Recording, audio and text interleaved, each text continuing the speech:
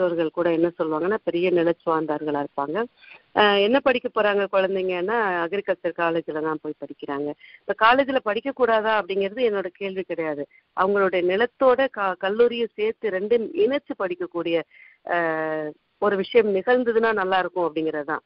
இப்போ நம்ம ஒரு காலத்துல விவசாய செயல்பாடுகள் இன்னைக்கு நம்ம பேசிட்டு இருக்கக்கூடிய, இப்ப நாங்க எங்களுடைய நிறுவனம் வழியாக செயல்படுத்திட்டு இருக்கக்கூடிய இந்த நீர்ச்சரிவு மேலாண்மை அல்லது நீர் மேலாண்மை அப்படின்னு சொல்லக்கூடிய இந்த நீர் வடி பகுதி அல்லது அந்த பகுதியில மேலாண்மை அப்படிங்கிற விஷயத்த நாங்க ஒரு கடந்த 10 ஆண்டுகளாக செயல்பட்டு இருக்கிறோம்.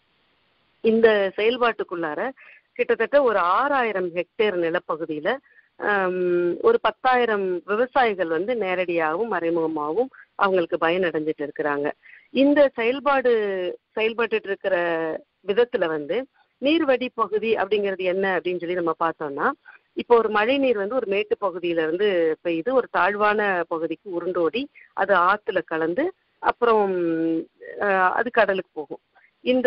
இந்த அமைப்பு இருக்கு இல்லையா, ஒரு மேட்டு பகுதியில பெய்து அது நீங்க ஒரு இலை இருக்குன்னா அந்த இலையை நீங்க ஒரு கவிழ்த்து வைத்து ஒரு அரசிலை கூட நீங்க கற்பனை பண்ணிக்கலாம். ஒரு கவிழ்த்து வைத்த ஒரு வடிவத்துல மேல இருந்து ஒரு அகலமான பகுதியில இருந்து அப்படி மெல்ல மெல்ல ஒருங்கிணைந்து ஒரு ஆற்றோட அந்த வடிநீராக ரிச் டு வேலின்னு சொல்லுவோம். அந்த மாதிரி அங்கிருந்து தொடங்கி கீழே வரைக்கும் வரக்கூடிய இந்த ஆற்று அந்த நீரோட்ட பகுதியில மேலேருந்து ஒவ்வொரு பகுதியிலையும் சின்ன சின்ன வேலைகளா நாங்க செய்துட்டு இருக்கிறோம். ஒரு 14-15 விதமான ட்ரீட்மெண்ட்னு சொல்லக்கூடிய அந்த நிலத்தில் பாதுகாப்பு பண்ணக்கூடிய நீரை சேமிக்கக்கூடிய செயல்பாடுகளை நம்ம செய்துட்டு இருக்கிறோம். இந்த செயல்பாடுகள் ஏதோ இன்றைக்கு கண்டுபிடிக்கப்பட்டது கிடையாது. இது என்றைக்கு நம்ம வேளாண்மை நம்ம பத்தி இப்ப பேசணும் இல்லையா, அது போல எப்போ விவசாயம் வேளாண்மைங்கிறது நமக்கு முன்னெடுத்து நம்ம முன்னோர்கள் செய்தாங்களோ அந்த காலகட்டத்திலே செய்துட்டு இருந்த ஒரு செயல்பாடு தான் இன்றைக்கு கொஞ்சம் நவீன முறையில அதை முறைப்படுத்தி வகைப்படுத்தி செய்யறோம். ஒரு நிலத்துடைய மேல் பகுதியில ஒரு மழை பெய்யக்கூடிய ஒரு மலையுடைய அடிவாரத்துல நம்ம அந்த இடத்துல ஒரு வேட் அப்படின்னு ஒரு அமைப்பு போடுறோம்னா அந்த அமைப்பு பள்ளத்துல தண்ணி விழுந்து நிரம்பி அந்த தண்ணி அந்த நிலத்துக்குள்ள போகும். இதனுடைய அடிப்படையான செயல்பாடுனா இயற்கையில கிடைக்கக்கூடிய மழையானது அந்த நிலத்துக்குள்ளறையே அது இறங்கி அந்த பூமிக்கடியில அந்த நீர் சேகரமாகணும், அந்த நிலத்துக்கு பயன்படணும் அப்படிங்கிற வகையில தான் செயல்பாடு பண்ணிட்டு இருக்கோம். பெரும்பாலும் என்ன சொல்லுவாங்கன்னா, விவசாயிகள் வரப்பு போட்டு தன்னோட நிலத்துக்கு வர பாயிர தண்ணியை வாய்க்கால் வழியா பாயிர தண்ணியை மறைச்சு வச்சுக்கிறோம் அப்படின்னு ஒரு காலத்துல சண்டை போட்டுப்பாங்க. வரப்புக்காக சண்டை போட்டு சொத்தவே இழந்த நிறைய பேர் நம்ம கிட்ட உண்டு. நான் சமீபத்துல ஒரு கிராமத்துக்கு போயிருந்தேன், அதிகாரம்னு ஒரு வில்லேஜ் போயிருந்தேன். அங்க விவசாய நிலங்களை யாருமே விற்பனை எல்லாம் பண்றதில்ல. அப்போ நான் பெரிய விவசாயிகளாக எத்தனை ஏக்கர் வச்சிருக்காங்கன்னா 10 ஏக்கர் வச்சிருக்கிறவங்க அங்க பெரிய விவசாயி அப்படின்னு கணக்கு சொல்றாங்க. அங்க இருக்கக்கூடிய யாருக்குமே விவசாய நிலம் இல்லாம இல்லை, எல்லாருக்கும் விவசாய நிலம் இருக்கு. அரை ஏக்கராவது வச்சிருக்கிறாங்க. பெரும்பாலும் நாட்டு மாடு வச்சு அவங்க அந்த பராமரிக்கிறாங்க ஒட்டுமொத்த கிராமம்னு. அப்ப அவங்க கிட்ட நான் பேசும்போது நான் கேட்டேன், இப்ப எவ்வளவு பேருக்கு ஒவ்வொருத்தருக்கா எவ்வளவு நிலம் இருக்குன்ற கேள்வி கேட்கும்போது அவங்க சொல்றாங்க, ஒரு காலத்துல ஒரு ஆள்கிட்ட 50 ஏக்கர் 60 ஏக்கர் இருந்ததுங்க.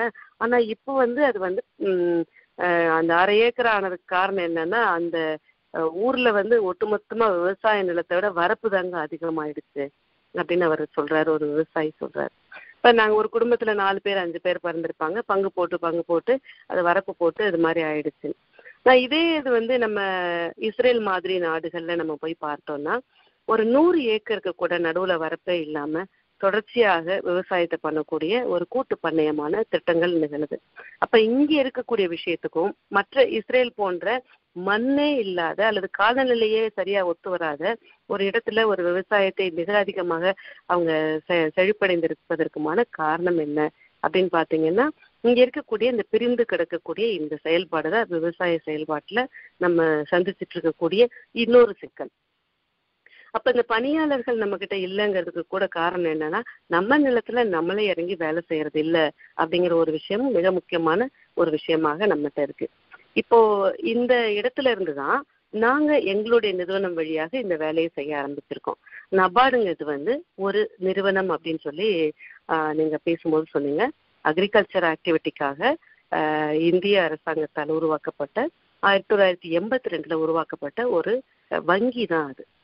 ரிசர்வ் பேங்கோடைய கண்ட்ரோல்ல செயல்படக்கூடிய ஒரு அட்டானமஸ் பாடி. அது தனித்த செயல்பாடு. இங்க இந்த நபார்டு வழியாக இந்த வேளாண்மை செயல்பாடுகள், சொல்ல போனா இந்த நீர்வழி செயல்பாட்டு திட்டங்களானது தமிழ்நாடு முழுக்க ஒரு 40 பேர் எங்களை போல நிறுவனங்கள்ல இருக்கக்கூடியவங்க ஒரு 100 இடங்கள்ல இந்த செயல்பாடுகள் நடந்துட்டு இருக்கு.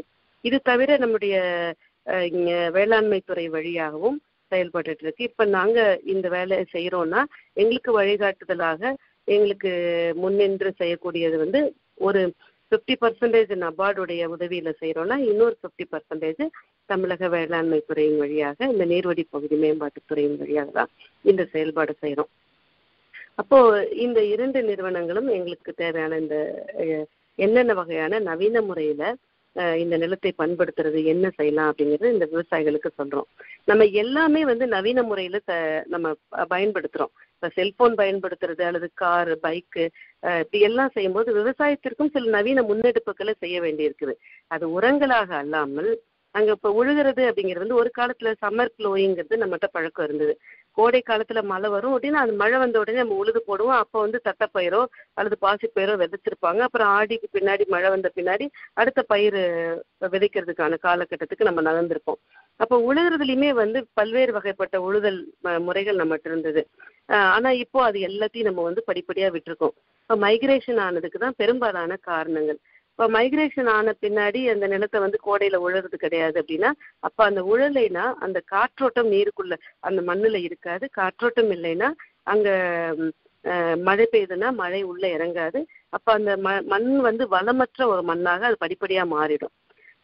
நம்ம பயிர் பண்ணிட்டே இருக்கணும், இப்போ பயன்படுத்திக்கிட்டே இருக்கணும். அதுக்கு தேவையான சின்ன சின்ன செயல்பாடுகளை நம்ம செய்துட்டே இருக்கோம். ஒரு மனித உடலுக்கே கூட நம்ம கண்களை இப்படி பாதுகாக்கணும், கைகளை இப்படி பாதுகாக்கணும், கால்களை இப்படி இந்த மாதிரியான உணவு சாப்பிடணும்னு சொல்லி நம்முடைய மனித உடலுக்கு எந்த அளவுக்கு நம்ம பாதுகாப்பும் அதற்கு கவனமும் கொடுக்குறோமோ அது போல நமக்கு உணவளிக்க கூட இந்த நிலத்திற்கும் நம்ம அந்த கவனத்தை கொடுக்க வேண்டிய அவசியத்துலதான் இருக்கிறோம். இது முன்னோர்கள் இதை தொடர்ச்சியா செய்தாங்க. அந்த செயல்பாட்டின் அடிப்படையில உருவானதுதான் இந்த நீர்ச்சரிவு மேம்பாட்டு திட்டமானது. இப்ப இது வழியாக பாத்தீங்கன்னா இந்த நீர் பாதுகாப்பு, நம்ம நீர் வளத்தை நம்ம பாதுகாக்கிறோம்னா நம்மகிட்ட இருக்க 2 வளம் தான். தமிழ்நாடு பொறுத்த வரைக்கும் நீர் வளமும் மண் வளமும் தான் இருக்கு. இப்ப இந்த 2 வளத்தையும் நம்ம பாதுகாக்க வேண்டிய இடத்துல இருக்கோம். ஒரு இடத்துல எதுவுமே விளையாது, பயிர் சாப்பிடக்கூடிய உணவு உற்பத்தி பண்ணக்கூடிய எதுவுமே விளையாது அப்படிங்கிறது எதுவுமே கிடையாது. அங்க நம்ம ஒரு சமூக காடுகளை வளர்த்தலாம். ஏன்னா எரிபொருளாகவும் நமக்கு மரங்கள் தேவைப்படுது. அல்லது பல்வேறு காரணங்களுக்காக நம்ம வீடு கட்டுறதுக்காக, கட்டிட பணிகளுக்காக மரங்கள், அதற்கு தேவையான மரங்களை நம்ம உற்பத்தி பண்ணலாம். அல்லது கால்நடை தீவனங்களை நம்ம அங்க போட்டு நம்ம பயன்படுத்தலாம். இப்ப இந்த ஒட்டுமொத்தமான இந்த வேளாண்மை செயல்பாடு வழியா தான் ஒரு மனித குலம் எப்பவுமே மேம்பாடு அடைஞ்சிட்டு இருக்க முடியும். அதே மாதிரி இந்த ஊரக ஆற்றல்னு சொல்லக்கூடிய இந்த ஊரக ஆற்றல் வளமா இருக்கிறதுக்கு வேளாண்மை மிகவும் வலிமையானதாக இருக்க வேண்டியது ரொம்ப அவசியமா இருக்கு. இதை தான் எங்க நிறுவனத்துடைய இந்த செயல்பாடாக தொடர்ச்சியா நாங்க செய்துட்டு இருக்கிறோம். இதனுடைய அடுத்த செயல்பாடாக தான் இந்த கிளைமேட் அடாப்டேஷன் அப்படிங்கிற இந்த செயல்பாடும் கூட 2வது வகையில செய்யறோம். இந்த கிளைமேட் அடாப்டேஷன்ங்கிறதுக்குள்ளாரி ஒரு 10-12 வகையான வெவ்வேறு வகையான இன்டகிரேட்டட் ஃபார்மிங் மாதிரியான பல்வேறு வகையான செயல்பாடு செய்யறோம். ஒரு உதாரணத்துக்கு ஒரு விவசாயி கிட்ட மாடு கொடுக்குறோம் அப்படின்னு சொன்னா அந்த மாட்டுக்கு தேவையான தீவனத்தை அவங்களே உற்பத்தி பண்றாங்க. அந்த புல் அவங்களே உற்பத்தி பண்றாங்க. மாட்டு சாணத்துல இருந்து அவங்களே மண்புழு உரம் தயார் பண்றதுக்கான பயிற்சியை கொடுத்து அவங்க செய்யறாங்க. அப்புறம் அவங்க அந்த மாட்டு தீவனத்தை கொடுக்கறது வழியா அந்த மண்புழு உரம் தயார் பண்றது தவிர அவங்க மாட்டு சாணத்தின் வழியாக பயோகேஸ் உற்பத்தி பண்றாங்க. அப்போ இதுல இருந்து கரண்ட் எடுத்து அவங்களுடைய பண்ணைக்கு அவங்க பயன்படுத்திக்கிறாங்க. இந்த மாதிரியான ஒரு சுழற்சி, ஒரு அம்பர்லா ப்ராஜெக்ட் மாதிரி அதை அவங்களுக்கு பயிற்சி கொடுத்து அவங்களுடைய நிலத்தில் இருக்க ஒரு அரை அடியை கூட வீணாக்கிடாம, விவசாய நிலமாக இருந்ததுன்னா அதுல எல்லாத்தையுமே ஒவ்வொரு விதமான செயல்பாட்டுக்கு பயன்படுத்தி அவங்களுக்கு நம்ம பயிற்சியை கொடுத்து இந்த வேலையை செய்திக்கிறோம். ஸோ இந்த 2 மட்டும் போதுமா ஒரு விவசாய வளர்ச்சிக்கு? நிலத்தையும் நீரையும் பயன்படுத்தி பண்ணினா போதுமா அப்படின்னு கேட்டா, இப்போ எங்க பகுதிங்கிறது தேங்காய் விளையக்கூடிய ஒரு பகுதி. ஒரு காலகட்டத்துல தேங்காய் உற்பத்தியாளரா இருக்கிறவங்க தேங்காய் விவசாய, தென்னை விவசாயியா இருக்கவங்க ரொம்ப வசதியான வளமையான ஆட்களா சொல்லுவாங்க. இன்றைக்கு பாத்தீங்கன்னா தேங்காயினுடைய விலை பாத்தீங்கன்னா 5 ரூபாய் அல்லது 6 ரூபாய் ஒரு காயினுடைய விலை இருக்குன்னா, சென்னை போய் சேர்ந்து அங்க வாங்கக்கூடிய ஒரு சாமானியன் வந்து அந்த தேங்காய் 25 ரூபாய்க்கு வாங்குறாங்க. அப்ப இந்த இடையில நடக்கிற அந்த 20 ரூபாய் யாருக்கு போகுது? விவசாயி கொடுக்கறது 5 ரூபாய், அங்க 25 ரூபாய்க்கு வாங்கினாங்கன்னா இந்த 20 ரூபாய்க்கு மத்தியில ஒரு 4 அல்லது 5 இடைத்தரகர்கள் இருக்கிறாங்க. ஆக இந்த உற்பத்தி பண்ணக்கூடிய வேலை செய்யக்கூடிய அந்த விவசாயிக்கு வந்து முழுமையான பலன் கிடைக்கிறது இல்லை. கூடுதலாக அங்க இருக்கக்கூடிய சென்னை போன்ற மாநகரங்கள்ல இருக்கக்கூடிய ஒரு சாமானியனுக்கு அவன் வாங்கிறதுக்கு முடியாத அளவுக்கு அதனுடைய விலையானது ஏற்றமாயிடுது. அப்ப இந்த மாதிரியான இந்த இந்த இடைநிலையில் இருக்கக்கூடிய விஷயத்தை தடுக்கிறதுக்காக தான் இது நபார்ட் வங்கியை மறுபடியும் வந்து இந்த ஃபார்மர்ஸ் ப்ரொடியூசர்ஸ் கம்பெனி ஒன்று தொடங்கி இப்ப கிட்டத்தட்ட ஒரு 20-25 கம்பெனி வந்து தமிழ்நாடு முழுக்க உருவாக்கி ஒவ்வொரு பகுதியிலும் எந்த பயிர் வந்து அதிகமாக விளையுதோ அதற்கான விவசாய சங்கங்களை ஒரு 1000 விவசாயிகளை ஒருங்கிணைத்து விவசாய சங்கங்களாக உற்பத்தியாளர் சங்கமா அந்த ஃபார்மிங் அவுட்லெட்டை கொண்டு வரதுக்கான செயல்பாடை தொடங்கி அந்த செயல்பாடு இப்ப செய்துட்டு இருக்கிறோம். இது இப்பதான் தொடங்கி இருக்குன்னா ஒரு 20-25 இடங்கள்ல செய்துட்டு இருக்கோம்னா மக்களே அதாவது இந்த வேளாண் உற்பத்தி பொருட்களை வந்து அவர்களே உழவர்களே விற்பது போல ஒரு அமைப்பை வந்து இப்ப எத்தனை அரசாங்கங்கள் உற்பத்தி பண்ணக்கூடியதுல அங்கேயும் நிறைய இடைத்தரகர்களும் நிறைய சிக்கல்களும் அரசியல் சமூகமா பொருளாதார ரீதியான சிக்கல்களையும் தொடர்ச்சியாக சந்திக்க வேண்டிய சூழல் நிகழ்றதுனால இந்த மாதிரியான சிறிய சிறிய குழுக்களான சிறிய சிறிய அமைப்புகள் வழியாக இவங்க நேரடியாக பலனை அடைவதற்கும் குறைந்த விலையில் மக்களுக்கு எளிய மக்களுக்கு கிடைப்பதற்குமான ஒரு செயல்பாடு நிகழ்த்த முடியும் அப்படிங்கிறது தான் எங்க நிறுவனத்தின் வழியாக செய்துட்டு இருக்கோம். இதுல அடிப்படையாவே எங்களுடைய நிறுவனமானது கிட்டத்தட்ட ஒரு 17 ஆண்டுகளா எடுத்து எங்களுடைய நிறுவனம் தொடங்கி பெண்களுக்கு நிறைய பயிற்சிகள் கொடுப்பதற்காக தான் இந்த நிறுவனம் உருவாச்சு. ஆனா அந்த கிராமப்புற பெண்களுக்கு பயிற்சிகள் அப்படின்னு சொன்னா இவங்களுக்கு தெரியாத அல்லது இவங்களுடைய தொழிலோட இவங்களுடைய இயல்போட சம்பந்தம் இல்லாத புதிய பயிற்சிகளை நாங்க கொண்டு வந்து பெரும்பாலும் கொடுக்கறது இல்லை. இப்ப இங்க ஒரு நிலக்கோட்டை பகுதி இருக்கு அப்படின்னு சொன்னா அங்க வந்து பூ உற்பத்தி அதிகமா இருக்கும். அங்க இருக்கக்கூடிய ஒரு கூலி தொழிலாளரா இருந்த ஒரு பெண்ணுக்கு பூ எடுக்கக்கூடிய ஒரு பெண்ணுக்கு வந்து அவங்கள வந்து ஒருங்கிணைத்து அவங்கள ஒரு அமைப்பாக மாற்றி அவங்களுக்கு வந்து என்ன பண்ணிருக்கோம் அப்படின்னு பார்த்தோம்னா அந்த பூக்கான அவங்களே ஒரு கான்ட்ராக்ட் ஃபார்மிங்லயோ அது அவங்களே மொத்தமா ஒரு உற்பத்தி பண்ற மாதிரியோ அந்த மாதிரி வந்து அவங்கள வந்து அவங்களுக்கு அதிகப்படியான லாபம் கிடைக்கிற மாதிரி இந்த பெண்களுக்கு ஒரு தனி அமைப்பாக விவசாயம் சார்ந்த தொழில்களாக அவங்கள உற்பத்தி பண்றோம். அப்புறம் இங்க இருக்கக்கூடிய மக்களுக்கு தேவையான மற்ற பொருள்களை வந்து அவங்களுக்கு விற்பனை பண்ணக்கூடியதாக இவங்களே உற்பத்தி பண்ணி விற்பனை பண்ணக்கூடியதாக சில பெண்கள் அமைப்புகளை நம்ம உருவாக்கி தொழில் வளர்ச்சியாக அவங்களுக்கு பண்றோம். இப்ப இந்த கிராமப்புற தொழில் வளர்ச்சியாக விவசாயம் சார்ந்த அல்லது விவசாயம் சாராத தொழில் வளர்ச்சி தான் வந்து இந்த ஊரக மேம்பாடு அப்படிங்கறத வந்து ஒரு நிலைப்படுத்த முடியும் அப்படிங்கறத நான் நினைக்கிறேன். இப்ப 4வது ஒரு செயல்பாடா என்ன பண்றோம்னா இப்ப நகர்ப்புறங்கள்ல இருக்கக்கூடிய சில கல்லூரிகள்ல ஏற்கனவே வந்து ரூரல் இன்டர்ன்ஷிப் அப்படிங்கிற மாதிரி நிறைய கல்லூரி மாணவர்கள் எங்களுடைய நிறுவனத்திற்கு வருவாங்க. ஒரு வாரம் அல்லது 10 நாள் அல்லது 21 நாள், 1 மாதம், 2 மாதம் இங்க காலகட்டத்துல இங்க இருக்கக்கூடிய விவசாயிகளோடு இணைந்து அவங்களுடைய செயல்பாடுகளை அவங்க கவனிக்கிறாங்க. அப்ப இளைய தலைமுறையினிடம் இந்த விவசாய செயல்பாடுகளை அக்ரிகல்ச்சரல் ஆக்டிவிட்டிங்கிறத நம்ம பேசுறதாக இல்லாம செயல்படுத்துறதாக நம்ம கொண்டு போய் அவங்கள்ட்ட சேர்க்கறது தான் எங்களுடைய செயல்பாடை வைத்து அவங்கள்ட்ட நேரடியாக களத்தில் இறங்குவதற்கான ஆர்வத்தை தூண்டுகிற வேலையை நம்ம இந்த நிறுவனத்தின் வழியாக செய்துட்டு இருக்கிறோம். இதுதான் இன்றைக்கு வரைக்குமான இந்த செயல்பாடாக இருக்கு. இங்க பிரச்சனை இருக்குன்னு சொல்லி அல்லது இது சிக்கலாக இருக்குன்னு சொல்லிட்டு நம்ம ஒரு பக்கம் வந்து பேசுறதாக இருந்தாலும் நேரடியாக செயல்பாட்டுல இறங்குறது வழியாக ஒரு துளியேனும் இந்த விவசாய செயல்பாட்டுல அல்லது இந்த அக்ரிகல்ச்சர் ஒவ்வொரு ஆண்டும் நம்முடைய விவசாயமானது 2% அளவுக்கு வந்து இந்த விவசாய நிலத்துல நம்முடைய விவசாயம் செய்யக்கூடிய நிலங்களுடைய அளவு வந்து 2% குறைந்துகிட்டே வருது. ஒவ்வொரு ஆண்டுகளையும் பாத்தீங்கன்னா ஒரு 2% விவசாய நிலத்தை நம்ம இழக்கிறோம். அப்போ விவசாய நிலத்தை இழக்கக்கூடிய இந்த சூழ்நிலை தான் எங்களுடைய செயல்பாடா இதற்கான ஒரு விழிப்புணர்வாக பேச்சாக இல்லாமல் செயலாக நாங்க இதை மாற்றி செய்துட்டு வந்துட்டு இருக்கிறோம். இதை வந்து இந்த வலைத்தமிழ் நேயர்களோடு நான் வந்து பகிர்ந்துகிட்டதுலையும் எனக்கு தெரிந்த அளவுக்கு உங்களோடு நான் பேசுவதற்கான இந்த ஒரு நல்ல வாய்ப்பை ஏற்படுத்தி கொடுத்த நண்பர் பார்த்தசாரதி அவர்களுக்கும் என்னுடைய நன்றி. இந்த நிகழ்வை ஒருங்கிணைத்துக் கொண்டிருக்கக்கூடிய உங்களுக்கு மகேந்திரன் பெரியசாமி சார் அவர்களுக்கு என்னுடைய நன்றி. மிக்க மிக்க நன்றி. அதாவது பல வியப்பூட்டும் பல செய்திகள்.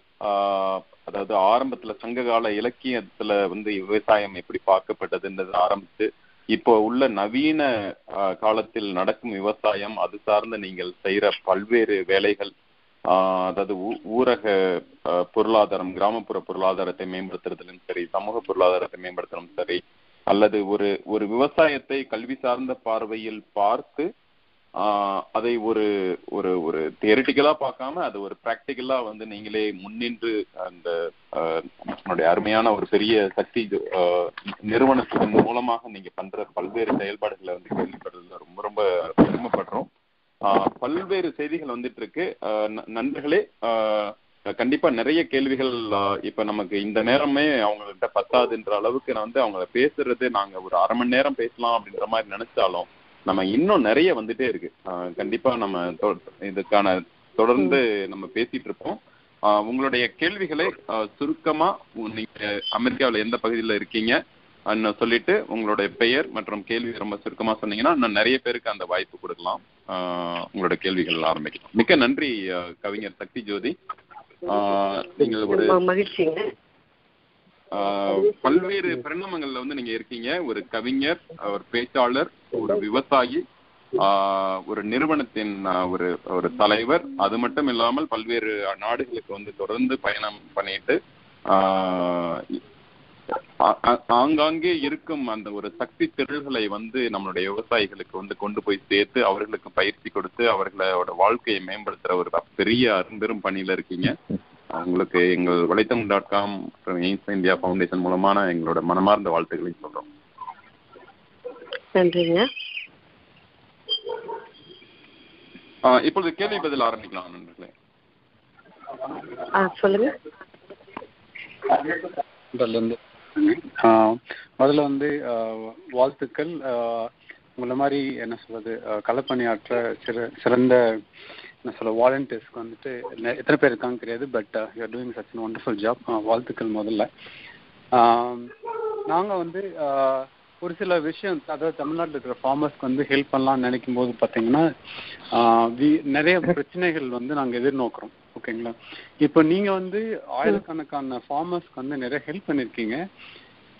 இப்போ நல்ல ஒரு ரோல் மாடல் ஆர் ஒரு போட்டோ மாதிரி நிறைய பண்ணியிருக்கீங்க. ஃபார் எக்ஸாம்பிள் இப்போ watershed management climate adaptation ப்ராஜெக்ட்ஸ்லாம் சொல்கிறீங்க இல்லையா?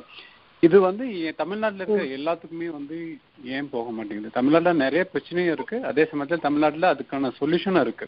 பட் இது எல்லாமே ஒரு லோக்கலைஸ்டாக தான் இருக்கு. நீங்கள் ஒரு 1000 ஃபார்மர்ஸ் பண்ணீங்க, இது ஏன் 10,000 பேருக்கு போக மாட்டேங்குது? இல்லை ஏன் 1,00,000 பேருக்கு போக மாட்டேங்குது? இல்லை தமிழ்நாட்டுக்கு எல்லாருமே இது ஏன் அடாப்ட் பண்ண மாட்டேங்கிறாங்க? ஸோ கோகனட் நீங்கள் சொன்னது கரெக்டான பாயிண்ட். இப்போ அதுக்கு சொல்யூஷன் உங்கள்கிட்ட இருக்குன்னா அந்த சொல்யூஷன் மற்ற ப்ராடக்ட்ஸ்க்கு மற்ற ஃபார்மர்ஸ்க்கு ஏன் போக மாட்டேங்குது? என்ன பண்ணினா இந்த பாட்டில் நெக்ஸ் கிளியர் பண்ண முடியும்னு நினைக்கிறீங்க? What are the solution? நன்றிங்க. ஜேபி அட்லாண்டால இருந்து இணைஞ்சிருக்காரு. நம்மளோட விவசாயம் சார்ந்த பல்வேறு பணிகளை அட்லாண்டா பகுதியில செஞ்சிட்டு இருக்காரு. நிறைய ஒரு ஆயிரக்கணக்கான மக்களை திரட்டி ஒரு மொய்விருந்து அது போன்ற பல்வேறு பணிகள் செஞ்சிட்டு இருக்காரு. நன்றிங்க ஜேபி உங்களோட கேள்விகளுக்கு. கவிஞர் சக்தி ஜோதி, நீங்க பதில் சொல்லலாம். அவங்க கிட்ட சொன்னேன் இல்லையா, நான் பேசினேன் இல்லையா? ஆனா நம்மளுடைய சிக்கலுடைய வழிமுறைகளானது ஒரே ஒரு வழியாக நம்ம அதை தீர்வு பண்ணிட முடியாது. இது ஒரு தீர்வுல இது ஒரு காரணமாக இது சொன்னா அதை உடனடியாக நம்ம அதற்கு தகுந்த மாறுபாடுகளை நம்ம செய்திட முடியும். ஒரு விவசாயிக்கு ஒரு பண்ணக்கூடிய அறிவை நம்ம உருவாக்கிடலாம். ஆனா நம்முடைய சிக்கல்ல மிக முக்கியமானது நமக்கு முன்னாடி இருக்கிறது என்னன்னா, நம்முடைய பல்வேறு அரசியல் காரணிகள் தான் நம்ம விஷயத்துல இப்ப நம்ம சொன்னதுல மானியம் அப்படிங்கிற வகையில மானியத்தை நான் வேண்டானே சொல்ல, சப்சிடிங்கிறத நான் வேண்டான்னு சொல்லல. ஆனா தேவையில்லாத சந்தர்ப்பத்துல அல்லது தேவையில்லாத ஒரு பயிரை அறிமுகப்படுத்துறதுக்காக பல்வேறு சந்தர்ப்பங்கள்ல நம்முடைய அரசாங்க திட்டத்துல அந்த சப்சிடிங்கிறது தவறான பயிருக்கு அல்லது தவறான நிலத்துல தவறான காலகட்டத்துல பயிருக்கு சப்சிடி கிடைக்குது. இப்ப இது வழியா ஒரு அரசாங்கம் வந்து ஒரு பயிரை வந்து அறிமுகம் செய்யுதுன்னா இன்னொரு அரசாங்கம் வந்து வேறு ஒரு பயிரை அறிமுகம் பண்றாங்க. அப்ப இந்த விவசாயி ஒரு 5 ஆண்டுகள் வந்து எங்கள் பகுதியில எடுத்துட்டீங்கன்னா ஒரு காலகட்டத்துல ஒரு அரசாங்கம் கோகோ பயிரை இன்டர் கிராப்பா பண்ணுங்க அப்படின்னு சொல்றாங்க. 5 வருஷம் அந்த விவசாயி வந்து கோகோ பயிரிட்டு பாதுகாக்கிறாரு. இன்னொரு அரசாங்கம் வந்து என்ன பண்றாங்கன்னா வெனிலா பயிர். இந்த ரெண்டுமே இங்க இந்த காலநிலைக்கு இங்க இருக்கக்கூடிய வெதருக்கு வந்து அது கண்டிஷனுக்கு ஒத்து வராது. ஆனா இந்த விவசாயி என்ன பண்றாங்கன்னா அரசாங்கம் கொடுக்கக்கூடிய மானியத்திற்காக அரசாங்கம் சொல்லக்கூடிய வார்த்தைகளை நம்பி அதை பயிர் பண்ணி முதல் ஆண்டுகளை கோகோவிலும் 2வது 5 ஆண்டுகளை வெனிலாவிலும் அவங்க வீணாக்குறாங்க. சோ இந்த தவறுதலான வழிகாட்டுதலுக்கு ஒருபோதும் விவசாயி காரணம் இல்லை, அல்லது ஒரு அரசாங்க அதிகாரி காரணமா இருக்கிறது இல்லை. அதற்கு என்னன்னா நம்முடைய அரசியல் சூழல் காரணமாக இருக்கு. அப்ப இந்த விஷயத்த வந்து நாமளே ஒதுக்குறதுக்கு இந்த அரசியலை போய் நம்ம மாற்ற முடியுமாங்கிற கேள்விக்குள்ள கூட நான் வரல. இதை நம்ம சரியா தப்பா, இதை நம்ம செய்யலாமா வேண்டாமா அப்படிங்கிற ஒதுக்குறதுக்கான விவசாய அறிவினை வந்து நம்முடைய தொடர் செயல்பாட்டு வழியாக தான் நம்ம தெரிஞ்சுக்க முடியும் அப்படின்னு நான் நினைக்கிறேன். அதற்காக தொடர்ச்சியான பயிற்சி அல்லது நம்ம கத்துக்கக்கூடிய விதங்கள், இந்த விதத்தை வந்து நம்முடைய முன்னோர்கள் வழியாக அவங்க என்னெல்லாம் பண்ணாங்க அப்படிங்கறத நம்ம தெரிஞ்சு கத்துக்கிறது கூட ரொம்ப அவசியம்னு பாக்குறேன். இதுதான் நேரடி தீர்வா இருக்க முடியும். நம்ம வந்து ஒட்டுமொத்தமா இந்த அரசாங்கத்தினுடைய ஒரு களிம்பேறிய ஒரு துருப்பிடித்த இப்படி எப்படி வேணாலும் வச்சுக்கலாம், ஒரு வலுவான ஒரு மாயக்கரமா தான் அது இருக்கு. நீங்க நம்ம விளக்க முடியும்? எதையுமே விளக்க முடியாது. அப்போ இந்த விவசாயி இந்த சிக்கல்ல போய் மறுபடி சிக்கிக்காம இந்த மாதிரியான பகட்டான சப்சிடிக்கு அனௌன்ஸ் பண்ணக்கூடிய பல்வேறு சிக்கல்கள்ல போய் அவன் மாட்டிக்காம சில நேரங்கள் நம்ம எதிர்த்து கூட இருக்க வேண்டிய அவசியத்திற்கான அறிவை அடிப்படையில விவசாயி தெரிஞ்சுக்கணும். நீங்க கேட்கும் போதே எங்களுக்கு தள்ளுபடி பண்ணுங்க அல்லது மானியம் கொடுங்க, இந்த 2 கேள்வியுமே ஒதுக்கிட்டு பாரம்பரியமான விவசாயத்திற்கு நம்முடைய நிலம் 1/2 ஏக்கரோ 1 ஏக்கரோ நான் என்ன பண்ணலாம் அப்படிங்கிற இடத்துல வந்து முன்னெடுக்கக்கூடிய விஷயத்தை தான் இப்போ செய்துட்டு இருக்கோம். அரௌண்ட் இப்ப எங்களுடைய நிறுவனத்துல வந்து 3 திட்டங்களின் வழியாக ஒட்டுமொத்தமா ஒரு 10,000 விவசாயிகள் வந்து பயனடைகிறாங்க அப்படின்னு சொன்னா என்னுடைய கை தொழில் செயல்பட முடியுது. இன்னும் கரங்கள் எல்லாம் சேரும்போது இந்த மாதிரியான விழிப்புணர்வையும் இது மாதிரியான பயிற்சிகளை தான் நான் கொடுக்க விரும்புறேன் தொடர்ச்சியாக. இது நம்ம ஒரு இயக்கமாக செய்ய வேண்டிய அவசியத்துல இருக்கிறோம். எப்படி வந்து பசுமை புரட்சியை நம்ம ஒரு சமயம் கொண்டாடணும், அது வந்து நமக்கு நல்லது பண்ணுது, பட்டினிச்சாவை குறைக்குதுன்னு. இன்னொரு சமயம் அதுவே நமக்கு எதிரா இருக்குங்கிறத இன்னைக்கு நம்ம புரிஞ்சுக்கிறோம். அது வந்து ஒரு பெரிய உணவு உற்பத்தியை கொடுத்ததுன்னா இன்னைக்கு நம்ம இந்த சிக்கல்ல இருந்து வெளியே வர்றதுக்கும் கூட ஒரு தொடர் இயக்கம் தான் தேவைப்படுது அப்படின்னு நான் நினைக்கிறேன். இது ஒரு நம்ம எல்லாம் நிறைய பேருடைய கைகோர்த்தலோட நம்முடைய முன்னோர்களும் அப்புறம் நம்மளை போல இருக்கிறவங்களும் அப்புறம் இளைஞர்களும் கைகோர்க்கக்கூடிய ஒரு அவசியமான காலகட்டமா இதை பாக்குறேன். நன்றி நன்றிங்க ஜெயபிரகாஷ். ரொம்ப அருமையான கேள்வி, முக்கியமான கேள்வி, அதற்கு அருமையான பதில். அடுத்த கேள்வி, உங்களோட பெயர், எந்த கூப்பிடுறீங்க? சொல்லுங்க. வணக்கங்க. ஹலோ, வணக்கம் சக்தி ஜெயந்தி. பிரியா பேசுறேன், பாண்டிக்குடி கிட்ட இருந்து பிரியா பேசுறேன். வணக்கம் வணக்கம். ரொம்ப அருமையா இருக்கு. எனக்கு வந்து இப்ப மழைநீர் அறுவடைக்கு இப்போ ஒரு குளம் வெட்டிட்டு இருக்கிறோம்.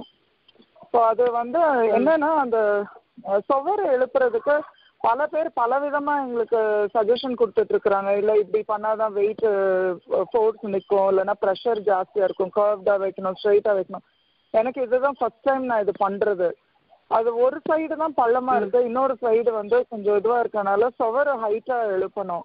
ஸோ அதான் உங்க சைடு யாரும் இருக்கிறாங்க எங்களுக்கு ஹெல்ப் பண்றதுக்கு இல்லை கைட் பண்றதுக்கு அப்படின்னா நான் கண்டிப்பா வந்து உங்களை சந்திக்கலாம் அப்படின்னு நினைக்கிறேன். ஏன்னா இப்போ எங்களுக்கு மழை வந்து ரொம்ப நல்லா கிடைக்குது, அந்த தண்ணியை சேமிச்சு வைக்கணுன்றதான் நான் இப்போ மெயினா போராடிட்டு இருக்கிறேன். இப்போ சமவெளி பகுதியில, வணக்கம் பிரியா, நீங்க உங்களை இந்த இணைப்புல பேச நம்ம இது வரைக்கும் 2 முறை சந்திச்சிருக்கிறோம் நேர்ல. உங்களுடைய விவசாய செயல்பாடு உண்மையிலே வந்து பாராட்டக்கூடிய ஒரு செயல்பாடு. ஏன்னா நீங்க அமெரிக்காவில போய் ஒரு வீட்டுல சின்ன அளவுல தொடங்கி அங்கேயும் சும்மா இருக்காம விவசாயத்தை செய்துட்டு ஸோ குடும்பத்தை நீங்க அங்கே விட்டுட்டு இங்க வந்து திரும்ப தனிச்சு விவசாயத்திற்கான ஒரு முன் செயல்பாடுகள் இல்லாம நீங்க உங்க அனுபவத்தின் வழியாக நேரடியாக இறங்கி நீங்க செயல்படுறதுக்கு முதலாவது என்னுடைய வாழ்த்துக்களை நான் சொல்லிடுறேன். உங்களுடைய செயல்பாட்டுக்கு வந்து எங்களுடைய நிறுவனம் வழியாக எங்ககிட்ட வந்து டெக்னிக்கலா இந்த என்ஜினியரிங் தெரிஞ்ச, இந்த நீர் மேலாண்மை தெரிஞ்ச சில இளைஞர்கள் இருக்கிறாங்க. அவங்க கிட்ட நீங்க வந்து ஒரு முறை பார்க்கலாம். இங்கேயே கூட நாங்க செய்துட்டு இருக்கக்கூடிய சில அமைப்புகளை நீங்க நேரடியா பக்கமா இருக்கிறதுனால நீங்க நேரடியா வந்து பாருங்க. என்ன விஷயம்னா, இப்ப சமவெளி பகுதியில ஒரு விதமான நீர் சேமிப்பு முறைகளை நம்ம பயன்படுத்துறோம்னா, இப்ப தாண்டிக்குடி எனக்கு மலைப்பகுதி எனக்கு தெரியும். அதிகமான போர்ஸுல மழை வந்து நம்ம கீழே இறங்கி போயிடாம அதற்கு வேறு விதமான சில அமைப்புகளை கல் பாறை வழியாக வைத்து நம்ம செய்ய வேண்டியிருக்கும். இந்த கம்பி வலை தடுப்பணை மாதிரியான சில விஷயங்கள் எல்லாம் நம்ம செய்ய வேண்டியிருக்கும். நீங்க அது ஒரு முறை இங்க வந்து பார்த்துட்டு போனீங்கன்னா உங்களுடைய அனுபவம் காரணமாக நீங்க தெரிஞ்சுக்கலாம் நான் நினைக்கிறேன். அதனால உங்களுக்கு எப்போ நேரம் இருக்குமோ நீங்க இங்க வாங்க. ரொம்ப நன்றிங்க. நன்றிங்க பிரியா. பிரியா வணக்கம். நான் மைத்ரி டெக்சாஸ்ல இருந்து, ஹியூஸ்டன்ல இருந்து பேசுறேங்க. நான் இங்க வந்து டெக்சாஸ் ஏஎன்எம்ல விவசாயம் படிச்சுட்டு இருக்கேன், ஏஎன்எம் யூனிவர்சிட்டியில. என்னோட கேள்வி என்னன்னா, நீங்க நிறைய வகுப்பெல்லாம் எடுக்கிறீங்க, சொல்லி